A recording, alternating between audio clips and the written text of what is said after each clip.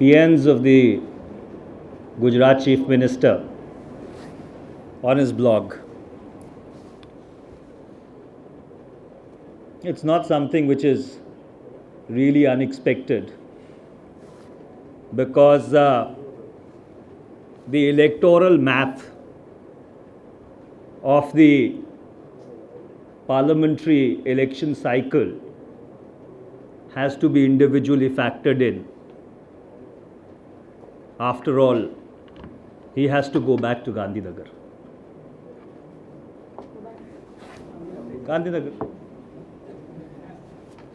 But the moot question is that whom do we believe? The former Chief Minister of Gujarat, Mr. Keshubhai Patel, says that the state is reeling under a spectre of dictatorship. He says there is no freedom of expression in Gujarat. The former BJP General Secretary, who was recently once again dismissed, Mr. Sanjay Joshi, claims that his life is under a threat. He is not allowed to even travel by train through Gujarat. And then Advani ji says that the Chief Minister of Gujarat is being wrongly vilified. The difficulty is that the entire politics of the RSS BJP combined, since its very inception, has been based upon disinformation. It has been based upon innuendo, and it has been based upon a campaign of calumny. All of you would recall the 2007 presidential elections, when the BJP took the presidential campaign to such a new low that even the word Nadir in English language had to be redefined. They are attempting to do the same thing in 2012. Neither were they successful then, and nor will they be successful now. The last 8 years bears testimony to the fact that even the august office of the Prime Minister was subjected to repeated and vicious personal attacks. So therefore, there is a moral hazard in this process of self-certification from the purveyors of falsehood. And I think people should be cognizant of this. अगर हिंदी में ज़रूरत है तो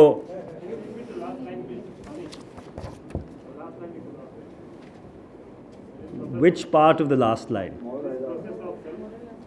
I said there is a moral hazard in this process of self-certification from the purveyors of falsehood, and people need to be cognizant of this reality. I hope my fuddled diction at times creates problems, but I hope you did get it.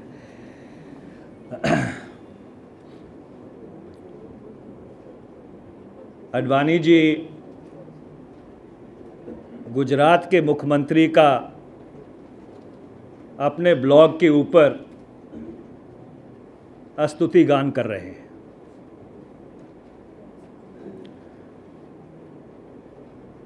स्वाभाविक है, क्योंकि संसदीय चुनाव का और संसदीय प्रक्रिया का जो वो गणित है, यो व्यक्तिगत तौर पे हर व्यक्ति को अपने संज्ञान में लेना पड़ता है। ले दे के जाना तो गांधीनगर ही है, पर जो गंभीर सवाल उत्पन्न होता है कि किसकी बात पे विश्वास करें। गुजरात के पूर्व मुख्यमंत्री केशुभाई पटेल, जिन पे शायद गुजरात के वर्तमान मुख्यमंत्री का कोई परोपकार नहीं है, वो कहते हैं कि गुजरात तानाशाही से पीड़ित है। गुजरात में बोलने की आज़ादी नहीं है। भारतीय जनता पार्टी के भूतपूर्व महासचिव, जिनको शायद दूसरी बारी अपने पद से हटाया गया है, उनका ये कहना है कि उनकी जान खतरे में है। गुजरात के भीतर उनको रेलगाड़ी तक पर सफ़र नहीं करने दिया जाता। और फिर अडवाणी जी कहते हैं कि गुजरात के मुख्यमंत्री का चरित्र हनन हो रहा है। वास्तविकता ये है कि संघ परिवार और भारतीय जनता पार्टी की सारी सियासत दुष्प्रचार, मिथ्या और झूठ पर आधारित है। आप सबको याद होगा 2007 का जब राष्ट्रपति चुनाव हुआ था, तो उसके प्रचार के दौरान भारतीय जनता पार्टी जो प्रचार का कार्यक्रम था, उसको ऐसे निम्न स्तर पर ले गई थी जिसकी व्याख्या भी नहीं की जा सकती। 2012 में वो फिर इस प्रक्रिया को दोहराने की कोशिश कर रहे हैं। ना तब सफल हुए थे और ना अब सफल होंगे। पिछले 8 वर्ष इस बात के भी गवाह हैं कि माननीय प्रधानमंत्री तक पर व्यक्तिगत आरोप और झूठे लांछन लगाए गए हैं। तो इसलिए ये जो प्रक्रिया है अपने आप को स्वयं चरित्र प्रमाण पत्र देने की, उससे बचने की ज़रूरत है, क्योंकि भारतीय जनता पार्टी का जो सही चेहरा, चाल और चरित्र है, वो कर्नाटक में जो हाल ही के दिनों में राजनीतिक नाटक हुआ है, उससे बहुत ही साफ रूप से उजागर होता है। I am sorry we took a little more time than usual. The floor is all yours. One second. Advani ji खुद कहते रहते कि प्रधानमंत्री काफी कमजोर है। टाइम मैगजीन ने कहा है कि अंडर अचीवर है और उनकी वजह से अर्थव्यवस्था को नुकसान हो रहा है।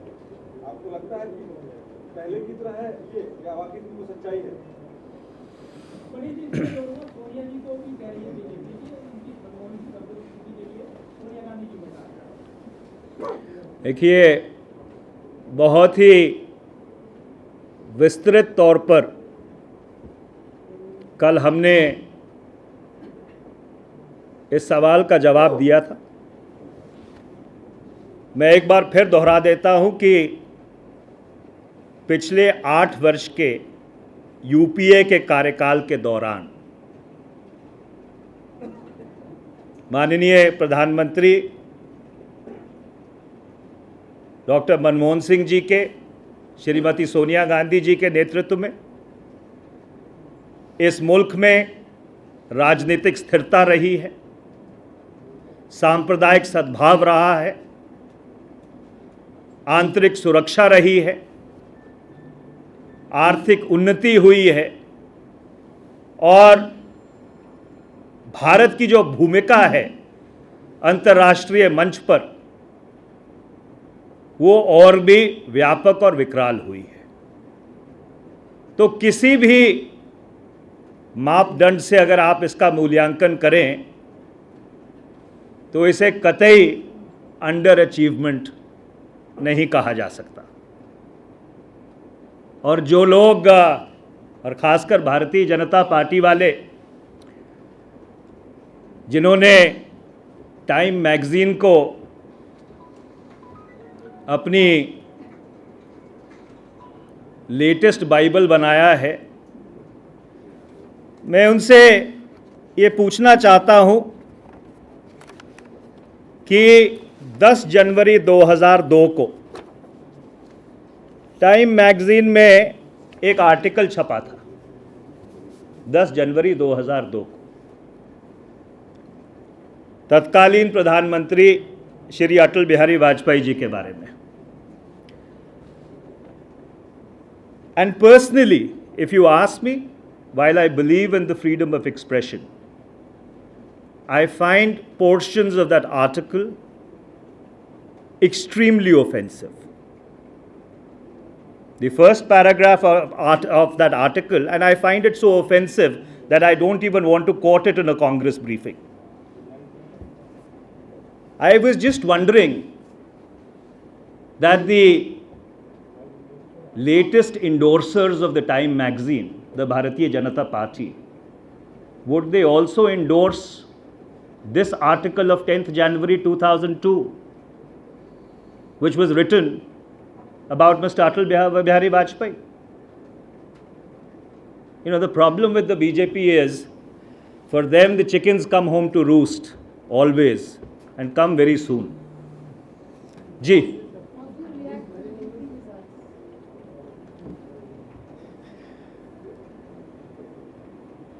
देखिए,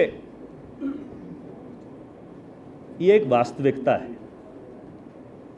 हमने असेंबली चुनाव के बाद भी ये इस बात को कहा था और स्वीकारा था कि हमारे संगठन में बुनियादी कमज़ोरियां हैं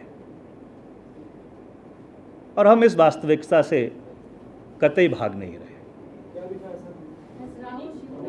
आप खुद उसको पढ़ के और फिर क्या कहते हैं, बीजेपी की ब्रीफिंग में जाके उनसे सवाल पूछिएगा कि जो एक पूरी ब्रीफिंग टाइम मैगजीन के आर्टिकल के ऊपर को संबोधित करते हैं या समर्पित करते हैं, क्या वो इस 10 जनवरी 2002 के आर्टिकल का भी अनुमोदन करते हैं? क्या उसकी भी पुष्टि करते हैं?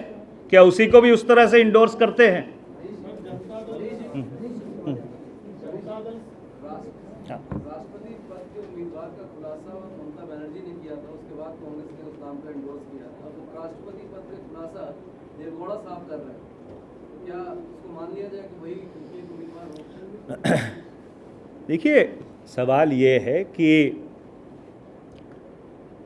औपचारिक घोषणा होने के बाद ये बात बिल्कुल सही है कि संवाद होता है, बातचीत होती है। अब माननीय प्रधानमंत्री जी की कथाकथित तौर पर किससे क्या बात हुई है उसके बारे में बेहतर जानकारी तो वो खुद दे पाएंगे, पर जहाँ तक पार्टी का सवाल है, अभी इस मामले पर कोई फैसला नहीं हुआ है।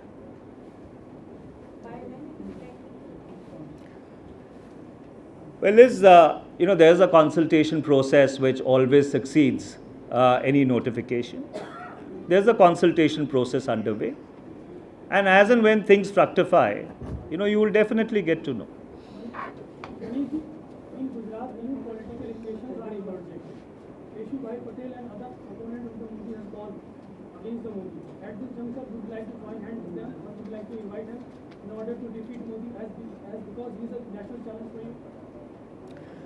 देखिए, पहली बात तो मैं आपके सवाल का, अगर आपकी अनुमति हो, रिवर्स में जवाब दे देता हूँ। हमारे लिए ना ही कोई संगठन और ना ही कोई व्यक्ति राष्ट्रीय चुनौती है। कई लोगों की आदत होती है, इसको अंग्रेज़ी में कहते हैं, they try and punch above their weight. There is a gentleman in Gujarat who suffers from this particular disease, but be that as it may, जहाँ तक कांग्रेस का सवाल है, कांग्रेस अपने बलबूते पर लड़ाई लड़ती रही है। उसके साथ साथ अगर कोई और व्यक्ति या कोई और संगठन ऐसी सरकार जिसको केशुभाई पटेल तानाशाह कहते हैं और जिसके बारे में वो ये भी कहते हैं कि वहाँ पे बोलने तक की आज़ादी नहीं है, अगर वो अपनी लड़ाई लड़ना चाहते हैं तो उसमें हमको कोई आपत्ति नहीं है। Manish, sir, one question on the Shanti story about that girl child.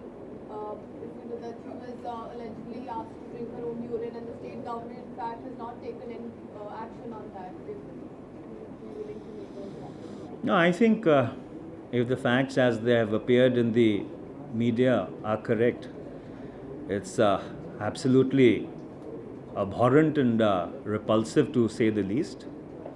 And I'm sure and I hope that the appropriate authorities would take very serious cognizance of it. And if at all there is any truth to it, those who are responsible, they need to be dealt with very, very severely, to say the least. Manish, एक question और है। अशोक, आज विधानमंडल की बैठक हुई थी मुंबई में, कांग्रेस विधानसभा मंडल की। 30 एमएलए अशोक चौहान के समर्थक में वॉकआउट कर रहे हैं। उनका कहना था कि अशोक चौहान का समर्थन पार्टी नहीं कर रही। देखिए, मैंने भी इस खबर को देखा था जब मैं ब्रीफिंग के लिए आ रहा था, पर इसके ऊपर कोई औपचारिक जानकारी हम किसी से प्राप्त नहीं कर पाए, और जब तक औपचारिक जानकारी ना आ जाए तो कोई भी टिप्पणी करना शायद अनुचित होगा। तो इसलिए इससे जुड़े हुए जो भी तथ्य हैं उनको संज्ञान में लेने के बाद अगर कोई प्रतिक्रिया बनती होगी तो हम ज़रूर आपको अवगत कराएंगे। Thank you.